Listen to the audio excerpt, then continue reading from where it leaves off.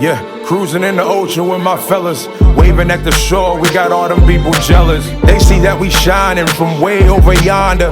Gotta thank my father, my sponsor, for putting me on board and also giving me the capability to live life with no fear, create buzz with no beer. God is the reason why I live like this. Now everybody hating me, now I feel like Chris. Working out, eating right, now I look like this. Phone filled with different numbers, now my ex all pissed. Now I'm playing, she don't care cause she move like this. Man, I ain't hating cause she bad, man, we all ruthless. Man, I got money in my pocket, diamonds on my pinky and that brain.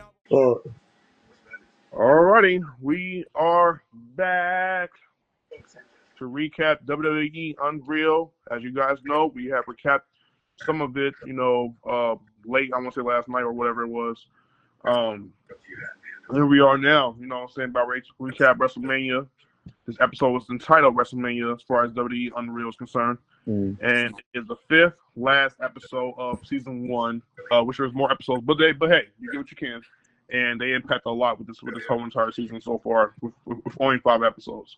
So, here we go. Let's get into it. I'm trying to find some takeaways right quick. Before we get into the takeaways, Beezy, how did you feel about this episode? I'm trying to remember it. Hold on. Let me see. I can find it right now. This is the which one is this? This is the WrestleMania, the one that the last one? Is this that one? Yep. Okay. All right, this is the last. So this is the CM Punk main event when he finally got a chance to main event. That's this one. Okay. Yeah. This one is this one is a good episode. Who else is on this one? Hold on, I'm about to find it right now. Which one is this one?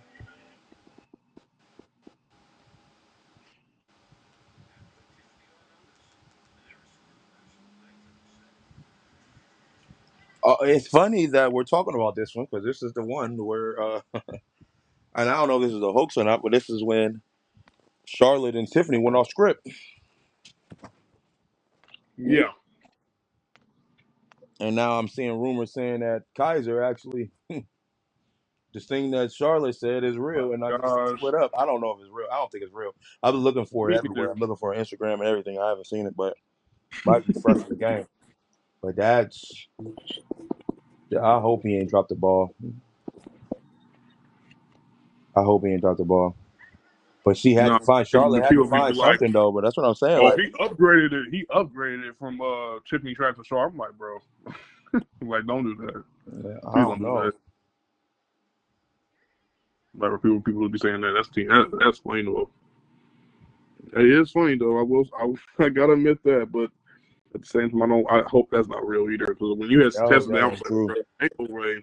I hope that ain't real. The way he just really on that episode as well, that Tiffany and Charlotte had the same outfit on. They both had lace stockings, and they had the same outfit. Same way that Tiffany Jade, which is weird. I've been wondering that. Yeah, why is Tiffany trying why did not have she matching cats? Yeah, like why she keep matching them? Like she matched Charlotte earlier this year. Did she match Jade Cargill? And to me, I was like, well, why? Why are we getting the matching gear? Like to me, that doesn't necessarily look. It was to the point where some people were saying they couldn't tell Charlotte apart from Tiffany at WrestleMania, right? Because they were wearing the same gear. Now, granted, Charlotte did have a little blue that was added to towards her wrinkle, but still, you're wearing pink gear while the other person's wearing pink gear too. And was like, bro, we can't be seeing that. And then she wore pink gear with Jade Cargill. I was like, bro, if we're being honest, if we're being completely honest right now, is the SummerSlam build this year for you, Beezy? And by the way, SummerSlam is coming on tonight, so not wait to tune in for that. Is SummerSlam build to you way better than the WrestleMania build of this year? Yep. Why is that? Because the WrestleMania was one of the worst WrestleManias we ever seen. So anything that they put together is going to be better than the WrestleMania. No. I'm talking about the build up to WrestleMania. Like, is the build up to SummerSlam better than the build up to WrestleMania?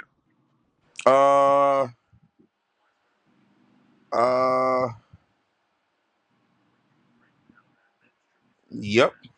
In I'll terms of say the storyline, they had every storyline made way more sense. Every storyline they put effort into every storyline on this one and everything. Yeah, it's compared to what they did on WrestleMania. They only keyed in on maybe 2 storylines.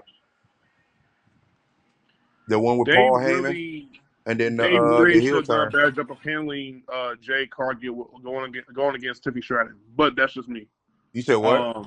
They should have done a better job of handling that.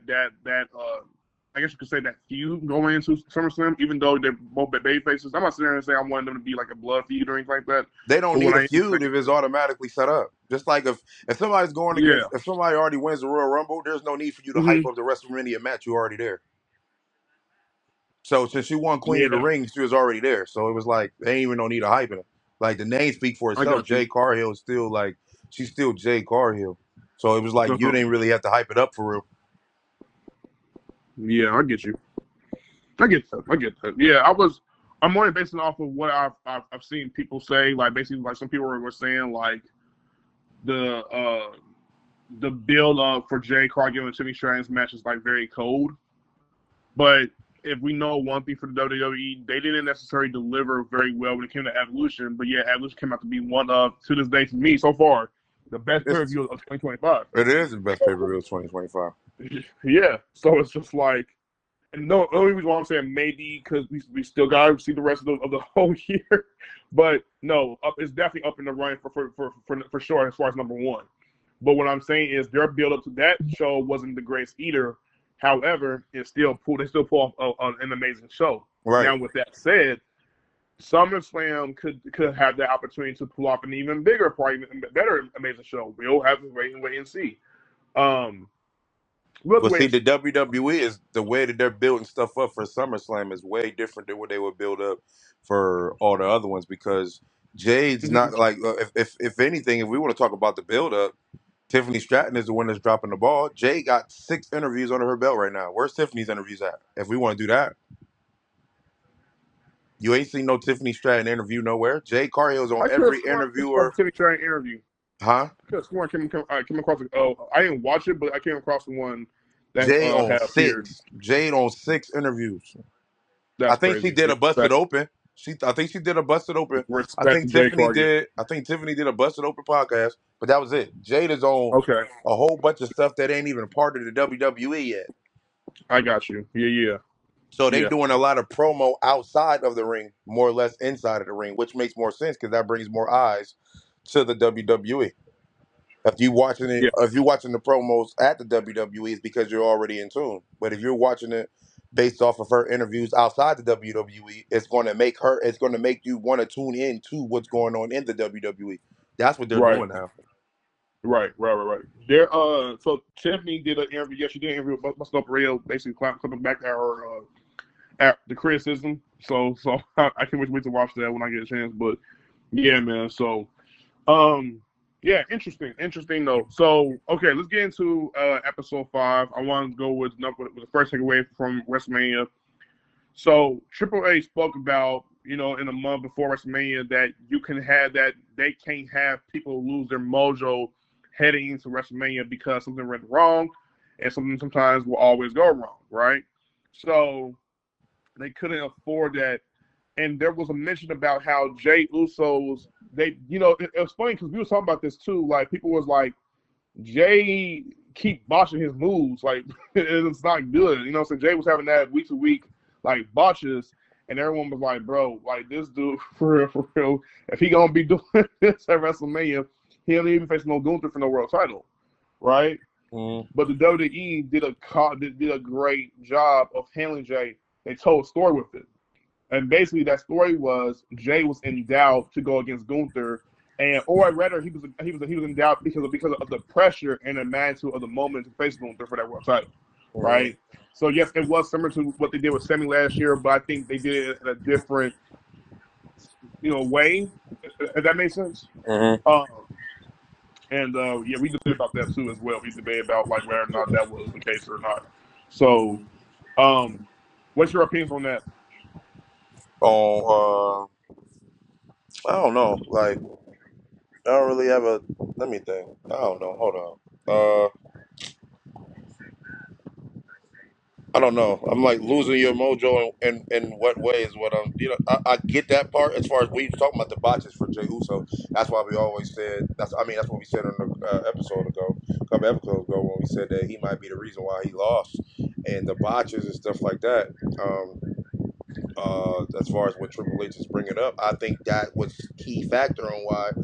Besides the promo and all of the other stuff, when we're specifically talking about a Jey Uso situation, when you botching like that, consistently like that, can't say you can't be champion, but at the same time, it's like you are highlighted. You know what I'm saying? Like, as much as I don't like Cody, as far as wrestling is concerned, not real personally, but as much as I don't like Cody, he don't botch No, and he don't miss. no. You know what I'm saying? So I don't know, man. I don't know. Yeah, good point. Sometimes you put the rocket on the wrong person.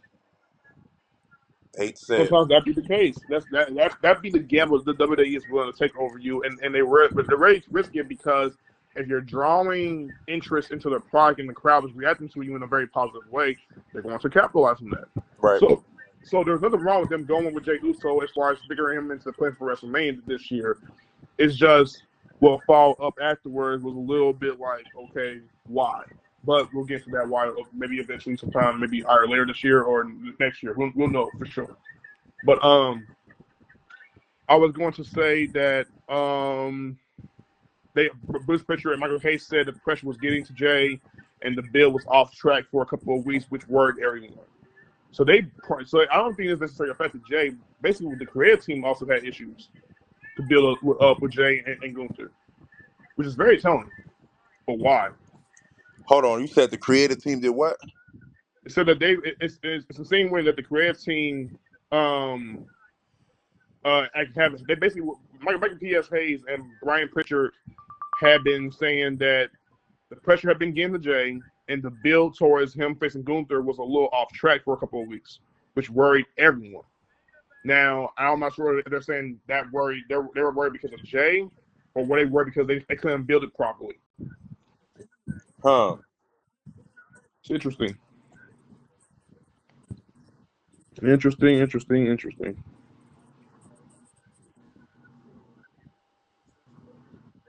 And then you see a Zoom where Triple H said that basically Jay might have been struggling because he was told that they were going to make him the guy. So maybe he felt very, very pressured. That's a lot of pressure. I'm not going to lie. I don't understand why is there a lot of pressure if you already doing what you're doing. That's what I don't understand. Well, I think it's because of we saw in the earlier episode Jay was nervous. Jay we'll see how he would get a little amped up prior to Royal Rumble, and he said that although he was being a soul guy, he's not very much used to it. He's very much used to being a tag team guy. Right. So breaking out that being a soul star and handling yourself for at least like 2 years, and you would think after 2 years you will be getting it right about now. But for being a tag team guy for so long, and now they're saying we want to make you the guy, that could be like, well, that's a different ballgame for me. I don't know how I'm going to be able to handle it. Right. Now, me personally, I probably would handle it. Now, not as a tag team for a long period of time, I would be the soul guy, but that's just me.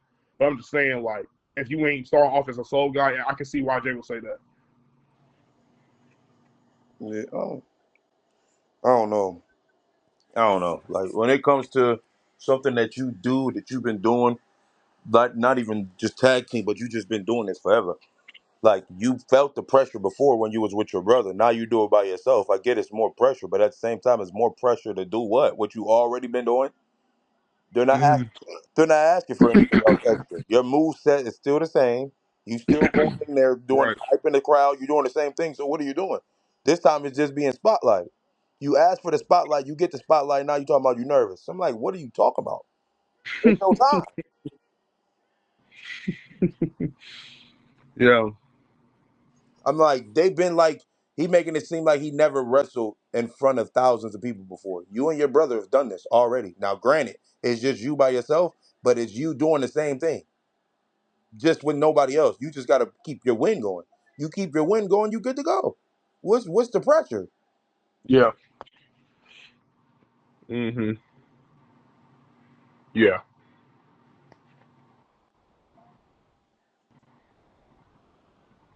That's crazy. Yeah, Yes, I don't I I never don't know. understood. I never understood it. Even with the Rhea, just being, you know what I'm saying? That's just one thing. It's just like, oh yeah, the pressure, the pressure, the pressure. What is the pressure? Y'all been doing this forever. What are you talking about? Because there's more people. What's the difference? It's gonna be a louder pop. They're cheering for I, you if I, you're I doing right. think I think it's more of a, and this is, and I don't mean to talk about mental health like this, but like when you're struggling with your mental health a lot of times, sometimes you get into your head sometimes where you feel so stuck, like the anxiety of going through something, or even, I don't want to say depression, but more so the anxiety and the jitters that you get inside your stomach, like having to calm down, having to breathe, having to be like, okay, boom, boom, boom, you're gonna be all right.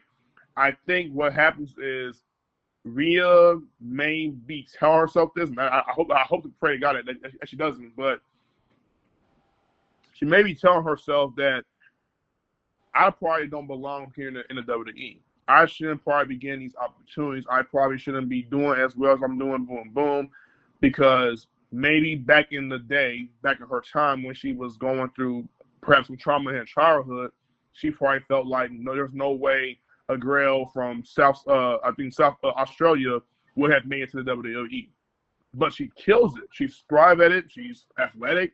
She's done play sports before WWE. You know what I'm saying? That's been highlighted. I think in her mind, there's that part of her that goes, I perhaps don't deserve all the success. And it's a weird thing that wrestlers a lot of times wrestle with, and it ain't just her. It could be any other wrestler. But that's weird. And I agree with you, Beezy. I don't think that should be questioned about. But I feel like they get into their heads a lot. I feel like Jay gets into his head a lot of like, I'm just being tough. Like maybe even social media to a degree. I'm just a tag team guy. I can barely do only a few moves. The crowd is probably harassing me every single week. They say I do botches. They say I shouldn't get the world title opportunity. They say I shouldn't be able to beat Gunther. They say I shouldn't be able to make the WrestleMania. Yeah. So like, we don't know, but maybe some of that stuff gets to them. But that's what I'm saying. If it bro, I mean, it sounds so simple. It's not, of course not. Especially mental health Right, is a real thing. So I ain't trying to water down or disrespect nobody. But right, and it pops up whenever, because eventually right, you're like, oh man, this is crazy at WrestleMania. But then you go to SummerSlam with a whole nother ball game. I'm like, bro, like this is what comes with the situation. It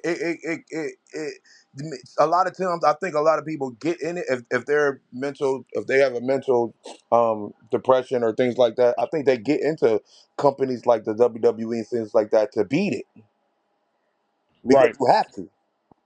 I'm like, bro, in front right. of 40, 50, 60, 70,000 people, you got to beat it. You have to Yeah, beat it. You know what I'm saying? So it's like, yeah. but being by yourself, you can't beat it. When it's only just you can't beat it. It's Hmm. just you by yourself. But when you're around, Right. or when you're doing something that causes you to possibly beat it, it helps. That's why I think like mental health. I think it's a perfect place to be is in the WWE because you have to beat Yeah. it because you're doing stuff that you don't expect to do. Now playing in your mind and oh, I shouldn't be here, I shouldn't do this and this. Those is, you know what I'm saying? Those is, I mean, I hate to say it, those are demons that's tapped into your brain. Yep. Them is demons that Negative, tapped into negative your thoughts. brain and you're not tapped in. You know what I'm saying? You're not tapped into God. You're not tapped into a relationship with God and stuff like that to cause yourself to beat those situations. You know what I'm saying? So and I hate to say this, but this is the truth. You put yourself into those situations. God is right there. Speaking of which, hold on. I don't mean to cut you off. I love that Raquel Rodriguez led Bianca Oh, that to was the amazing. prayer. What I was that? was like, wow, I didn't know she was a believer. I mean, or at least on the surface, it appeared that way. So What like show? that was What very show dope. was that? That was on the Chamber. 4. That was I think that was the heel turn. I think it was the heel turn. So that was episode 3 or 4. I think it was Yeah, 4. happy episode 3. No, sorry, episode 4. Yeah, episode 4. Yeah, I think so. It might have been on episode 3 or episode 4. But yeah, go ahead, bro. I'm listening. Yeah, but no, that's what I'm just saying. I'm like, a lot of times people put themselves in them positions, like they really do, and not saying, oh yeah, well, no, I am saying that Jesus is the answer for all those clears. For real, He for real, it's is. not easy. It ain't easy. I say that it ain't No, easy whatsoever. But at the same time, it's definitely like not. you put yourself in those situations. Like, bro, you depressed, you all of that. There's an answer out there. You just don't want to run towards it. You just want to continue to do what you're doing. So that depression is going to always be there. Unfortunately, when you have the answer and you still don't answer it, I can't feel bad for you. Yeah. To be honest with you, I can't feel bad for you if that. Come on, bro. I just can't. Unfortunately, that's just how it works. Well, you know On, the answer. and just so we're clear, what Beezy is saying is he's not sitting here saying he doesn't necessarily care for the person and their well-being. What he's saying is I can't necessarily care about the choice that you have made in your mind to go, I don't want to rely on God, right? You're not trying to rely on that belief. You're whether you're trying to rely on towards the world and you figure that the world has the answer to all your problems, when the reality is it doesn't all the time. It really doesn't.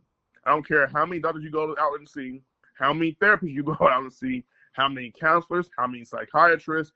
It doesn't matter if you ain't going to the actual source and you really allow him to come into your heart and you open and you're ready to open that door, you're not going to be as happy as you think you're going to be.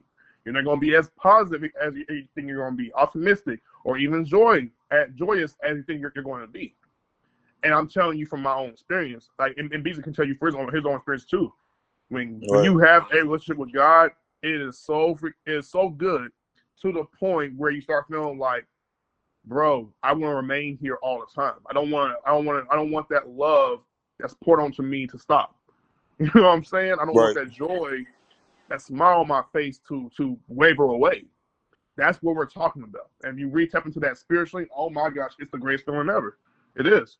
Right. So, but what BJ's saying is he's not saying he doesn't care about her mental health. He's saying he doesn't care about like he's not going to necessarily care about you if you decide to go about saying you don't want to get help Right. in that regard. Just to take point out because sometimes people take what you say out of context. I'm noticing that now. Mm-hmm. And I already said I don't explain nothing. It is what it is. However you took it is Yeah, however you took it. exactly. You know what I'm saying? I don't do nothing about that. But I like to explain stuff like that too. That's why I did the Mercedes Monet conversation, and I'm going back and forth with the people in the comment section, but I'm really asking them questions. I'm really asking. I'm like, oh yeah, boom, boom, boom, and some of them is like, okay, well, I get your point. It's just this. I'm like, I'm not. And then some of them be posting like, no one cares, and I'm like, all right, well, are you saying you don't care about my opinion, or do you not care about the? I'm not running from no smoke. I'm like, what you talking about? You don't care about what? Because if you don't care about my comment, you don't got a comment. It's just that simple, bro. I ain't here for that. Like, bro, you come, no one cares. I'm like, all right, well, cool, move around, go somewhere else. Or we gonna have this conversation. That's why I had a conversation. I think it was a lady named Andrea. After we was going back and forth, and I was like, "Yo," she was like, "Yo, all love, respect." I just subscribed. I was like, "I just subscribed to you too. I Up, appreciate Andrew. I appreciate the back and forth." That's what I told him. I was like, "Yo, I like the back and forth. I ain't, you know what Yeah, I'm saying? I don't disrespect nobody else's opinion. Like, no, if that's how you feel, I feel the same way. I just got a platform, and you can create your own platform too. I yeah, just go on there and say whatever I want to say. You don't want me going there and making up nothing just to be y'all friend. I'm like, I ain't here for that. yeah, You know what I'm saying? And I think that's why they respect the show the way that they respect the show, or the podcast, I would say. That's how they respect it. It's because of the fact that we keep it real. Regardless if people yeah. like it or people don't. They just like, man, it is what it is, and they respect it. I'm surprised no one has come at me yet in this regard. Like, no one has come at me going, Josiah, calm down. Josiah, you're too emotional. Josiah, you're soul sensitive. You talk about Larry being butthurt, but then you get butthurt when they double team, when BD and Larry double team you. I'm surprised I haven't gotten hit with those comments yet. I really am. Mm. Um, and with that said, I may not have the same opinions as anybody else may have the same opinions as me. That is fine. There's okay with having a difference of opinion. If you're able to explain it and back it up, great, cool. I'll give you cool. I'll say cool to you. Boom, boom, boom. Beezy's my brother, like my friend, you know what I'm saying, but my big brother in Christ. So the way I see it, me and him are going to butt heads because we have a brotherly type of relationship. Right. It's going to like he's going to little bro me and be like, Josiah, you don't know this. You think you know this so much. I'm gonna have to tell you this. And there are times where I'll be like, Beezy, well, let me inform you in case you don't know about this. But at the same as that time, we built off of that rapport, and we don't always agree. But a little side note here. Me and Beezy got into a hotly, I gonna say a real hot debate about baby faces and heels is this thing and professional wrestling, okay? And Beezy got, I don't know if he got mad, but Beezy was like so out of it that he was like, Josiah, you keep on talking about this, I'm gonna hang up my phone. And he hung up the phone, and I was like, Beezy. And I'm like, no, this dude did not just hang up the phone because he didn't want to have this talk. But that's just where it was at. Like, Beezy is going to stick to his guns. I'm going to stick to my guns. We have different philosophies. We have different outlooks when we look at pro wrestling, but that's okay. We can have that. That's what makes our the show so good and entertaining. It's the fact that we're able to express our opinions and debate them. And sometimes I'm right, sometimes Beezy is right. And sometimes there's a middle ground. There's like a in between. But it doesn't. At the same time, it doesn't really matter about who's right or who's wrong. It just matters at the point that what we're talking about sometimes has to be addressed, right? So, yeah, bro. So that I just want to point that out there as well. But people just gotta understand that, bro. We just understand we're all human beings, and we have our feelings, and if our feelings are strong, it's just going to be strong. So that's just what it is. Charlotte spoke about being the bad guy. And whether she was viewed as the bad guy and whatnot. And she pointed out how she got booed so loudly in that Chicago crowd prior to the build-up of her and Tiffany Stratton having their match. We already know the whole entire ordeal. Tiffany went off script, told Charlotte that she was 0-3 in her marriages in real life, right? And it went off the rails. One of the writers that was with Tiffany Stratton and Charlotte Flair had talked with Hunter. Hunter told Tiffany to go about apologizing towards Charlotte because that was a no-no. You don't do that, no matter if you feel some type of way in real life about someone. You don't do that. And Beezy, I don't know if you know this, but part of the reason why Tiffany Stratton got into WWE in the first place is because Charlotte Flair inspired her. So what? Charlotte Flair inspired Tiffany Stratton to do wrestling. Oh yeah, probably. Yeah. So seeing that happen after knowing about that was crazy, like this year. So yeah, bro. Yeah, bro. We already talked about that. The focus then moved to Roman Reigns and CM Punk versus Seth Rollins in a triple threat match in the mystery of which wrestler Paul Heyman was aligned with. Heyman said not only is Heyman a manager on the screen, he's a manager in real life too. He has really good personal relationships, like backstage. Him and Roman really work very well together. The initial idea for the three-way as to who they picked to see go over was CM Punk. Again, they picked Punk. They picked Punk for the Rumble. They picked Punk for, I think they have him in the running for not for the Chamber, did they? No, I think it was for the Chamber, right? No, it wasn't for the Chamber. Okay, it's for Cena. Okay, cool. That's what I thought. But did they have him in the running for last year's Rumble? No. I take it back. They did Cody. But anyways, so yeah, it's cool how they been going out like their way to see Punk having success and whatnot. What do you think about the idea about CM Punk going over in that match for the initial plan? I wasn't a fan of it. Of course. Yeah, you was not. You was.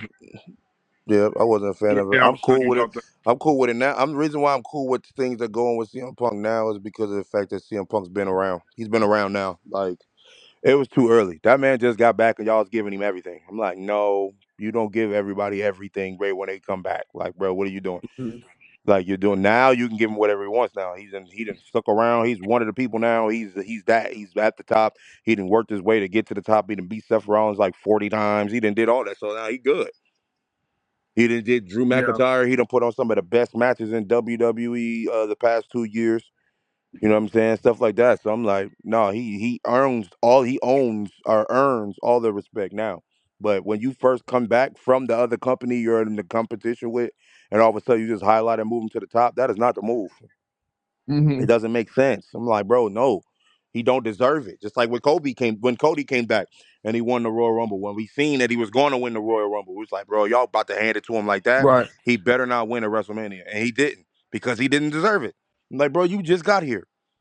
Yeah. You can't just skip the line like that. So earn it. Now all of a sudden, now everybody's like, all right, well, Cody earned it. Cody got the title. He done ran it for a year. He did stuff like that. Makes a ton of sense now.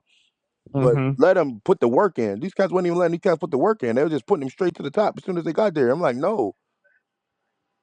And that's why a lot of That's how people they. don't But respect it. That's why they didn't like. they've That's why done they that didn't for respect years, Roman though. Reigns at the time. There Pro was a time they wrestling. didn't like Roman Reigns Yeah. when they was trying to put Roman Reigns at the top. They didn't want it. Oh no, I it's too I am in early. It's too agreement. soon. I'm like, I bro, am you can't completely do that. agreement. And I now am you completely see you agreement. ain't want to do that now, and all of a sudden, who is Tribal Chief, the best in the world, just like that. Right. Right. Right. No, I'm in agreement. I think the reason they do it is because they're factoring into talents that they can either make or create to be main event top tier talent, or Yeah. they're forwarding their main event status as a top talent into another company. So, like for instance, if Roman Reigns was to go over to AEW, you think Roman Reigns is going to sell for going for the tag team titles or for either one of their mid card belts?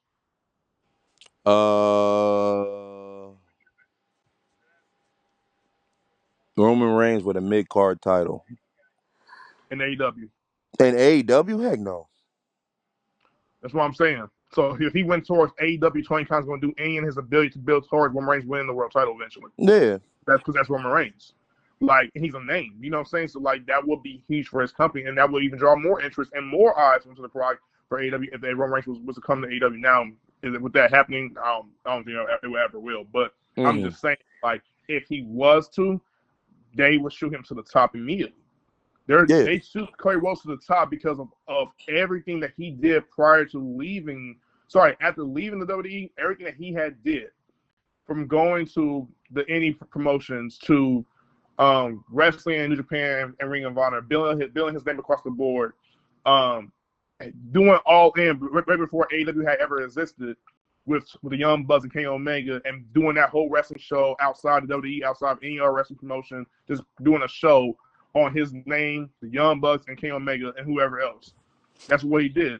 And so WWE looked at that as a huge market and a huge deal. So that's a great business move that Cody Rhodes went that route. Then you follow that up into him being one of the guys who helped create and ship AEW. You follow up to that. You gotta factor into how you can build him to the top after that. Because if they had brought Cody Rhodes back in just for him to be a mid-card guy, it will feel like, from a business standpoint, kind of like a slap in the face. You revert him back to Stardust, Earth stuff, it probably wouldn't have worked. And fans didn't want to see that happen as well. Okay. Now, granted, they don't have no control over the shows, but you get my point. Right? CM Punk, same thing too. So they always do that. If you're a top tier talent, a main event guy, they're going to push you to the top, bro. For the most part. Except for like Andrade and things like that. Nothing against Andrade, talented and a professional wrestler, but is Andrade being at the main events, he really selling out shows off of his name, respectfully? Right. No. So that's just what it is. Back in the creative team, Ed Koskey is the one that pitched the idea to have Seth Rollins win and him take Paul Heyman instead of Punk and Roman Reigns. Yeah, I've seen that. Right. And Hunter loved it. He said the reason why is because Roman would have been dead in the water in that scenario. He wouldn't be a babyface or a heel, and he didn't have anything around him that made him successful. Meaning, no more bloodlines. Now you take away Paul Heyman. What is Roman Reigns without him? Right. Now, when Roman came back, now he's officially a full-fledged babyface. Because that's what you and Larry were saying for the longest time. He's not a babyfacial side. He's not a babyface. He is him. You know what I'm saying? That's pretty much what he was, right? And he still is him to a degree. So yeah, bro, that's what Koskey talked about, and then they came on to agree with that. Talk about how the fans congratulated him and everyone had congratulated him over him getting the main event spot for WrestleMania. He said it was cool. Hayes was proud of him. You could see them hugging each other, like showing forth love. It was dope. Let me see. This is the episode where he's talking about like the crap, like when Punk was talking about like have he ever crapped himself over Yeah. you know what I'm saying, the ring, things like that, which wrestlers have said that they've done that before.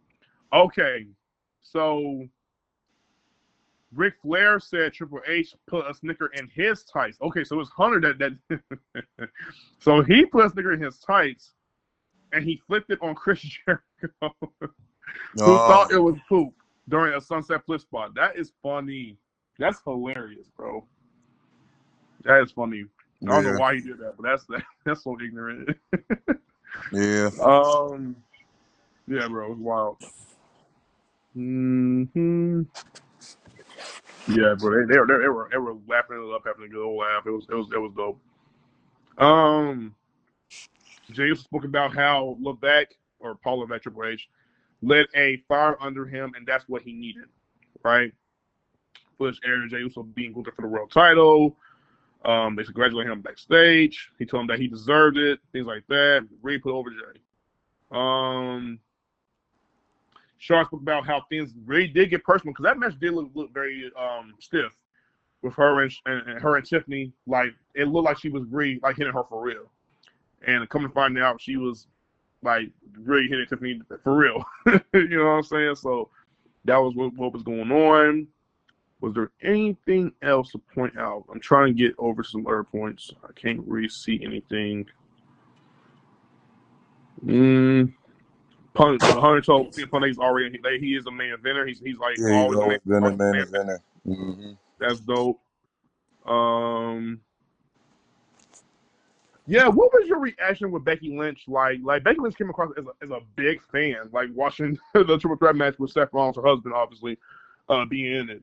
What were your reaction towards her, like you know, looking like that for some reason?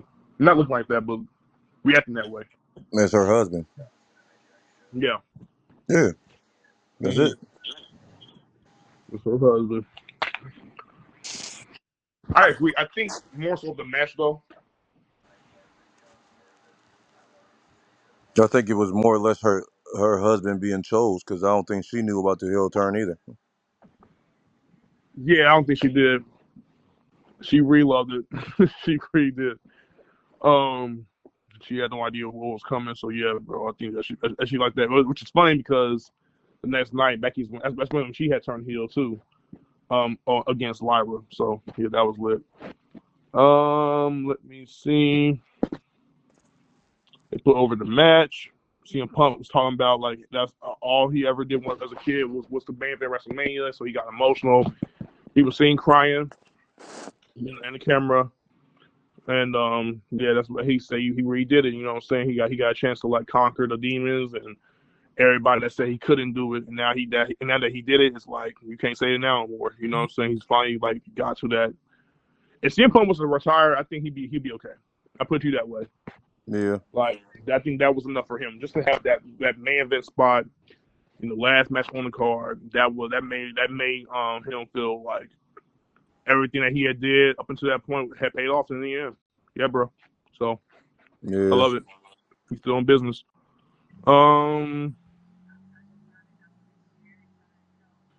Triple H said the decision was made on the road to WrestleMania to have Rhea lose the Women's World Championship. Bush era Rhea shopping at an Audi store and being giddy about what she just purchased. She had bought this dog thing. You saw that? Mm-hmm. Watching it now. It kind of looked weird. Yeah.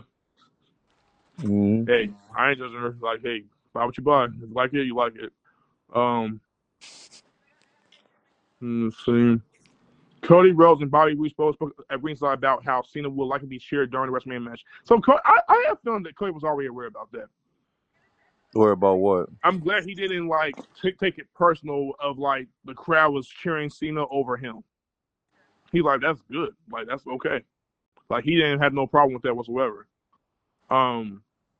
because if they're reacting, that lets you know how they're reacting. And then John Cena, throughout, like in the match, really brought it full circle when he talked about like the what he heard during the match. We'll get into that expansion a little bit later, but he talked about that as well. Bianca Belair was shown telling Rhea Ripley that her braid might have left a mark. She said to Rhea, she needed to get a tattoo of it and let her sign it. And she said it might hurt a little extra, you know, boom, boom, boom. I bet it does. I wouldn't want to get hit with that braid, respectfully though. Like, nah, I'm cool. Thank you though. Right. Let me see. She said she had panic attacks at WrestleMania last year. I And that was remember the one that. where she wrestled Becky. That is crazy. For 2 hours too? Mm-hmm. Yeah, bro. That's wild. So that's why that's what I mean. The anxiety. The anxiety. So like when people ask her like in real time how she is, she's very shy for one. And she has anxiety. Like I think she said in Chris Van Vliet's interview that she has social anxiety. Yeah. So that might be it. Social anxiety. You never heard of social anxiety? Uh, I've experienced it. Probably. I don't know. Probably not. I ain't never really had no anxiety, so I don't know. I couldn't say. Social anxiety is like this idea of like, say you're in the room and you're talking to like, let's say at least two people, but then two people goes into four people and five people and then six and then seven and then it's eight. Oh yeah, And then you got man. all these people like come around here like kind of circling you around, and they're asking questions and they're trying to really get to know you. And say you're really kind of like not really in the mood of wanting to talk. That's what social anxiety is.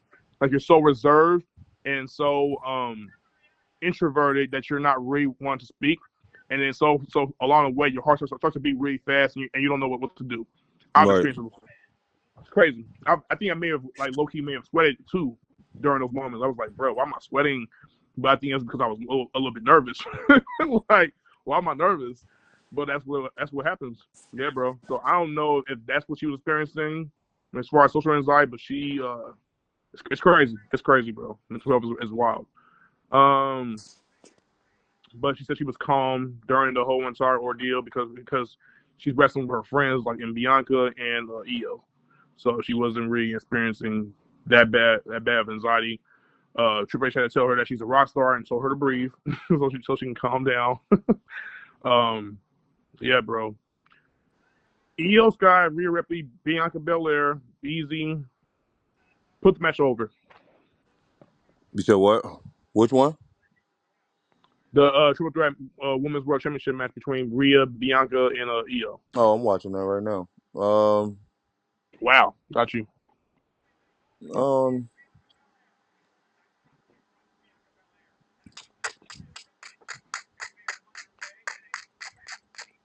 because EO won this. Yeah. There's a lot of people To me, it's asking. one of the best matches on the card. Yeah, definitely was. Definitely was a good. It was. I'm trying to remember everything that was on that freaking WrestleMania card. I think it was one of the best matches on the card, though, for sure. Yeah, it Yeah, that opened match night was. too. EO was crazy on this match. Mm-hmm. EO was crazy on this joint. Yep. Jason Jordan was in the producer's chair He in the called gorilla this one, position. right? Yeah, he put that He together. Yep. produced this one. Fire. Yep. Yep. Yep. He fire. Shout out to Fire. Jason Yep. Jordan, man. He did a great job. Yes, he did, Fire. bro. Crazy. Crazy. Yep. Crazy, bro. Crazy. For him to be a It is. wrestler to all of a sudden be back there calling these joints up, bro. That's Mm-hmm. bro. Bobby Huge, Roode. bro. Vince Dang. Rhea Hart. kicked Yep. her straight out the sky. Yep. Rhea Tyson kicked Kidd Bianca too. straight out the sky. Boy, that was crazy. It is crazy because I think the producers is the ones. Correct me if I'm wrong, Beezy. Aren't they the ones that help choreograph the matches and rehearse the ideas with the wrestlers? Yeah. Okay, that's Yeah. what I thought. They the That's ones. what I thought. They have to. Because they the ones that's calling it. So they have to. That is crazy, And bro. they gotta remember. So the ones in the back, they know what's coming and all of that stuff and all of that. I'm like, bro, this is wild. And referees call some of it to help them out, but a majority of the time, They just know they move so much. They've done it so much. They study. My thing is, when do they have the time to do these matches, to practice? That's a good question. Where do they have these time? Where do they have the time? It's just, I'm like, bro, what? Well, I think, I think, I think if I'm guessing here, they train and rehearse their matches at the performance center, and then I believe when the night is about ready to happen on the same night they're doing the show, they rehearse like probably some hours before, and then they get themselves prepared with their gear at a moment's notice, like later in the show. Yeah, Did that make sense? I think that's what they do. it's a possibility. Shoot, I don't know. Yeah, bro. Yep. Um, Flair spoke about how the goal, win or lose, is to give your opponent the best match. I love it. I love it. I love it. She talked about that. And then she told the producers that she hopes that the match will launch Stratton, and said someone did that for her. You know what I'm saying? Right? I Yeah. think the someone that she referred to was Natalia. Natalia was never over. No, what I'm saying is, no. What I'm saying is when Charlotte Flair, okay, It got to be somebody bigger than Natalia, because Natalia wasn't even a big deal. It well, got to be somebody bigger than that. at the time, Natalia was on the main roster, wrestling like actively around the time, and Charlotte was still on NXT. And when they had wrestled, they had a great match. Actually, it was a great match. It was one of the first matches I saw with Charlotte. I was like, wow, she's really, really good. And if I'm not mistaken, she beat her for the NXT Women's title. So did she do that for her, or was it somebody else that did? I'm curious, because if it wasn't Natalia, then who did it for her? She said someone did it. That's what I'm thinking is Natalia. But if it's not Natalia, then who? That's a good question. Huh? Could that be Sasha? She a part of the Four Horsemen. She came up before Charlotte.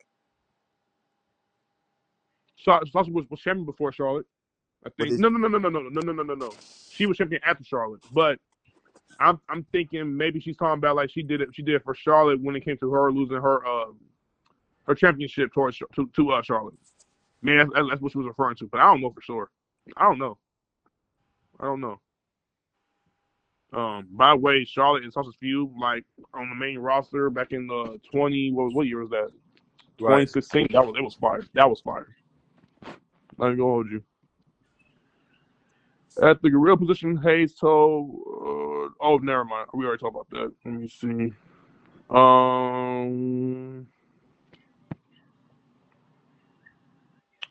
Let me see.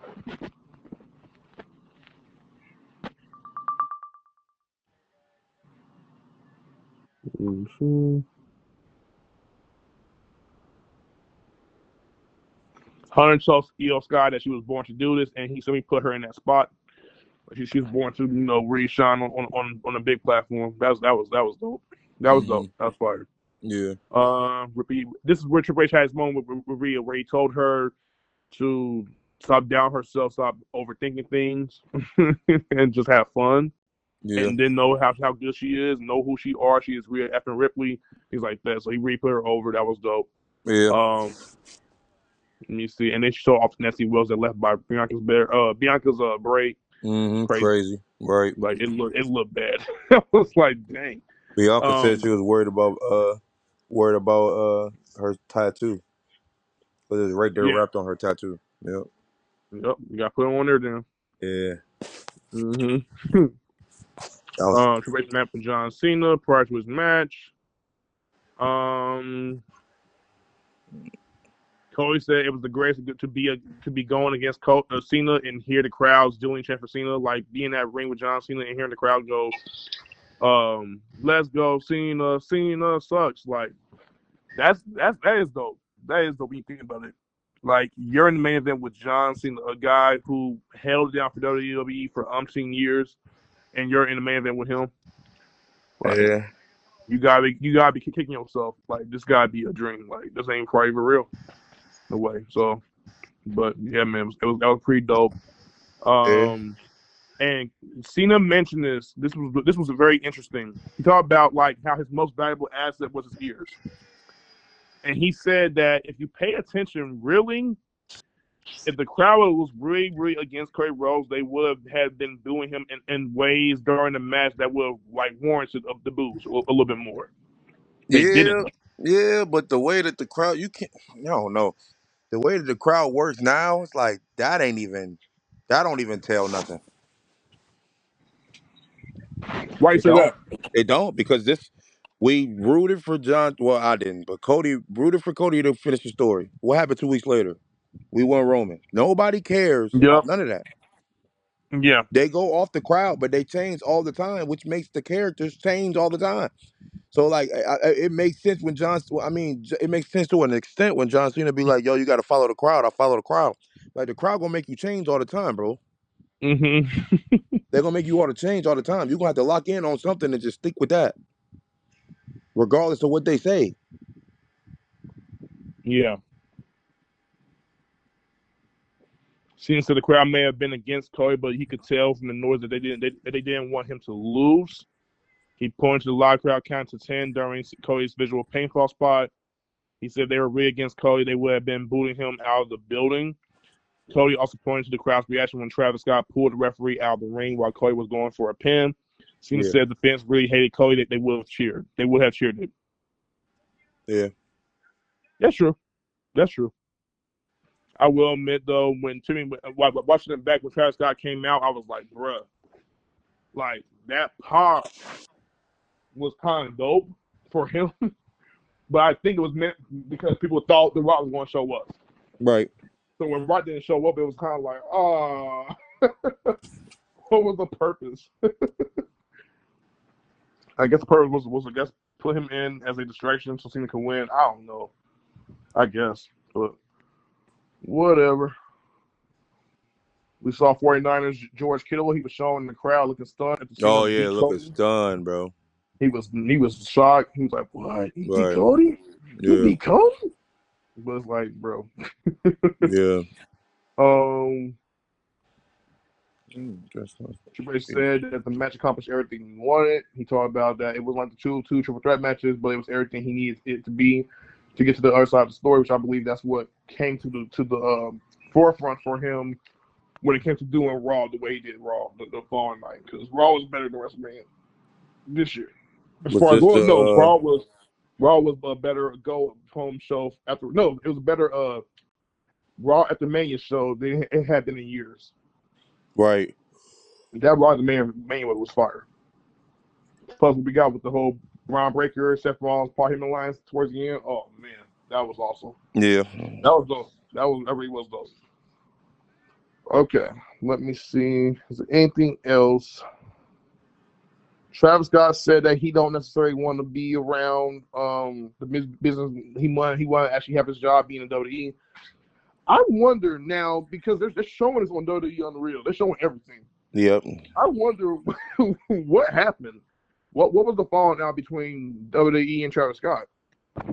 I don't think. I don't know. I don't know. I mean, people not being involved with WWE. I don't think it's a falling out. I just don't think that. You know what I'm saying? Travis Scott might be about to go on tour or something like that. I don't know, but I don't. I didn't see anything negative saying like, oh, I just said he. They just said they're no longer working with him. Right. And if that was the case too, like they would have not had included his theme song for Raw still. So Yeah, I think that Travis Scott was connected to The Rock. He was connected to that WrestleMania at the time. He was connected to those things, and if those things aren't going to be involved no more because of the fact that Cena's about to go face, you don't need Travis Scott anyway. yeah, If that's the case, if they go I on heard another originally. route, so we're gonna see. I heard the original plan was for Travis Scott to actually be in a tag match instead of Joey Rowe for SummerSlam this year. There was a rumor, there was a report that came out that he's going to be in the plans for SummerSlam, but yeah, scrap it. Mm. So, and I'm gonna be honest, I wouldn't want to see that either. I'm just keep it real. Did not want to see that. So he got an ovation when he came back from the ring. Ian told the documentary producers that just because it's WrestleMania doesn't mean it has to be the end of the story. He said it could be the middle of the storyline. Right. Interesting. Love that. Trish talked about the off season is a couple minutes at best after WrestleMania ends. He said he talked about being hinted at Raw and how they would do it all over again at Raw the next night to create another story, basically. Right. Yep. Thank God it never ends. And a graphic said that there will be additional episodes coming next year. Now, before we get into our actual review for WWE Unreal altogether, what do you think will be the next episode for them to talk about as far as topics are concerned for WWE Unreal? What do you think that they're going to necessarily like not only show next, but kind of like expose next? Hold on, what'd you say? I'm saying, what do you think going to be shown next and somewhat exposed next for WWE Unreal Oh, I don't know. when they I come don't back? know what they're going to expose. Now I'm thinking about it. Like I really don't know. I was thinking it depends on when the next episodes come out. I'll say that. It depends on when the next episodes come out. If they're not coming out till like the end of the year, next year, or something like that, then they might be able to put this Cody turn in the Unreal. They might be able to do that. They might be able, if Jay Clarhill's turn or something like that, that might be a turn. That might put that in there. They, you know what I'm saying? Other storylines and stuff like that. If CM Punk beat Gunther on Sunday, they might put that in there. Stuff like that. Yeah, Jay losing the title, taking it off. They might put that in there. I don't know. It depends on when the next episode is coming out. Because they're only putting important stuff in here. Everything else that's not important, they're not putting in. Yeah, I got you. So, let me think about this for a second. Let me see if I can narrow down some predictions of my own. Let me see. Okay, here we go. So the first episode is titled "New Era." We talk about pushes. We talk about how some things are worth the wait sometimes before wrestlers are able to shine and are given their moments to do that. They talk about heel turns. They talk about WrestleMania. If I could guess,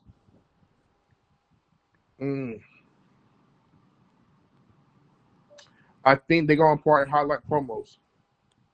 And the one thing they didn't show was writers, potentially not all writers, but what does it look like for wrestlers to come up with their promos like backstage?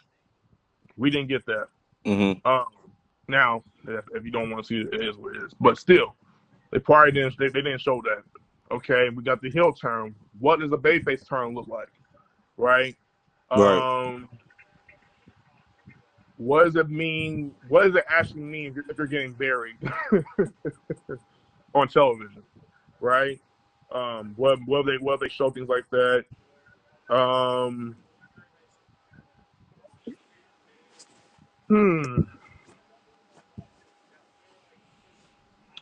You know what they did not show? Backstage heat. They didn't show what? They didn't show backstage heat among the wrestlers. True, but I don't know. You know what I'm saying? I don't know. That's what I was saying. Like you expose some of the stuff, but they're not going to expose. They put these first 5 episodes out first. They probably going to go based off the feedback of these 5 episodes of what they're going to give on the next one. And if they already got bad heat on that, some of the stuff might get cut back. Some of the stuff. I got you. Yeah, that's real. Yep, some of the stuff might get cut back depending on the heat that they, you know what I'm saying, how they move. Like if they not like, I don't care and they just do whatever, then we probably gonna get some stuff. But they showed some stuff that was really deep that people didn't expect to show. So are they gonna go that every single time? I think so. But deep to what expense though? That's what I'm saying. I think it's gotta be stories that matter. So everything that they did was all stories that matter. Yeah. What was the most surprising thing that came out of WWE Unreal for you? When Triple H and Kevin Owens got into it on a joint, and that was a joke. You thought that was actually real? Everybody thought it was real. That's crazy. Yeah, crazy. Yeah, and for him to go back there and then apologize like that was crazy. The Tiffany Stratton and Charlotte Flair hugging after the fact where her tooth being knocked out and all that stuff, that was surprising. I wasn't surprised on the Jey Usos, none of those. The CM Punks, none of those. I wasn't surprised on none of those. You talking about when Punk saw Seth Rollins going over the chamber match? Yeah. Nah, not surprised I on was that. a little bit. I was just a little tidbit because of how Seth Rollins communicated with CM Punk. When Nah. Punk was talking, for the most part, like the way Seth Rollins was communicating with him, it was like, whoa, you would have thought like they legit, like even though But I they told y'all that didn't before. say That's why I wasn't surprised, because I told y'all that that. wasn't no You thing in did. the No, case in the first for place. sure, you definitely did. You definitely for sure did. Like I said, I think they should focus. They should emphasize perhaps backstage heat, not because it's I want to see drama. I'm not saying I want to see drama. I just want to see how they handle it, like backstage, as opposed to AEW. Like, so that's what I want to see.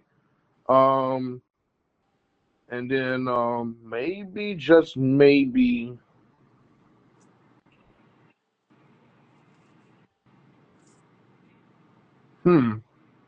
I think the most surprising for me was the whole entire CM Punk and Seth Rollins match had to be cut, or it went overtime. I was surprised about that because to me, I figured that they gave them the most time for them to have the main event.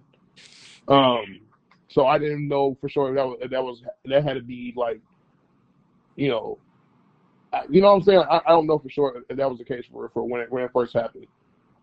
Great match. But yeah, that was surprising. Like to hear Chris Park like apologize to Bruce Pritchard over and over. Like, I'm so sorry. I didn't mean for that to happen. Yada yada. And for we're gonna come at him and let him know, like, bro, it's gonna be good. I just want to make sure that he's good. You know what I'm saying? Boom, boom. And Bruce is kind of like just stand there or whatever. Okay, cool. So, Right. and then let me see. Was another thing that was surprising to me. Yeah, besides probably Punk talking to Seth Rollins and Seth Rollins like nodding his head at Punk.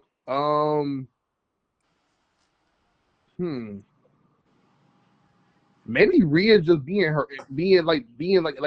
her nerves and things like that. Because when you see her on television, you don't think about her being that anxious. You really don't. Like, she comes across very confident, very more like comfortable in her skin, but you would never know. You know what I'm saying? You just never know. And then Shaw herself, like, never know how really open she is, how authentic how honest she really is backstage for real, and what her real goal is for real. And wrestlers would not have known that. They would have thought, oh no, she wants to win and be put over her stars. No, she wants to make sure that they're having the best match, period. And that's why Charlotte Flair is one of if not the greatest of all time, right? Because she's factoring into the body of her work rather than her ego or what she might benefit or the person might benefit after her. You know what I'm saying? She's not looking at it from that standpoint. She's looking at it from the standpoint of what do I have to do to make sure we put on the best performance like ever. So that's cool. Let me see. Is there anything else to address besides talking about WWE Unreal? Oh, what was your review for the show? Like, if you had to give a grade towards it, what would be your grade for the first season? 9.5. So like an A or a B? That's an A. It's an A. Yeah. It's an A. I'm gonna give it a 9.5. I really loved it. The only reason why I'm not giving it a 10 is because I felt, well, me personally, I felt like I could have gotten more with the episodes, or just rather some more things to be exposed just a little bit more. Not because I'm not trying to get everything. I'm just saying some things, just a little, maybe like the promos or something like that. But I don't know. That's just me. But 9.5 for sure for me. I definitely give it an A plus. Yeah, bro. Or an A minus, I think. I'll probably like A minus. Anyways, yeah, bro. So, all right, boy. You excited for something tonight? Oh yeah, for sure. Yeah, I think they're streaming that on Netflix instead of Peacock, but I gotta check to see if they're putting that on Peacock right quick. Yep, I'm putting Uh, the tablet in the car for people to watch it while I'm working. no, sir. Definitely, for sure. And you were not going to be watching it with the volume turned down, right? You said what? I said you're not gonna be watching it with the volume turned down, correct? Well, today I might be. Yeah, today I might be. But the customers ain't gonna want to watch it or hear it. So yeah, it might be like Right. that today. I got you. Probably the replay. I'll probably watch it. Right. Yeah. I got you, bro. All right, bro. All right, man. I'll See get you with later, man. All right. All right. Peace. Peace. I feel that you ought to go. Treating me like I'm the man. I feel like you ought to go. The things that you do with your hands, I feel like you ought to go. The way that you twerk when you dance, I feel that you ought to. I feel that you ought to go. Treating me like I'm the man. I feel like you ought to go. The things that you do with your hands, I feel like you ought to go. The way that you twerk when you dance, I feel that you oughta go. Baby, you showing that's for real to me. And I can't keep it low key. See, everything you do to me is crazy.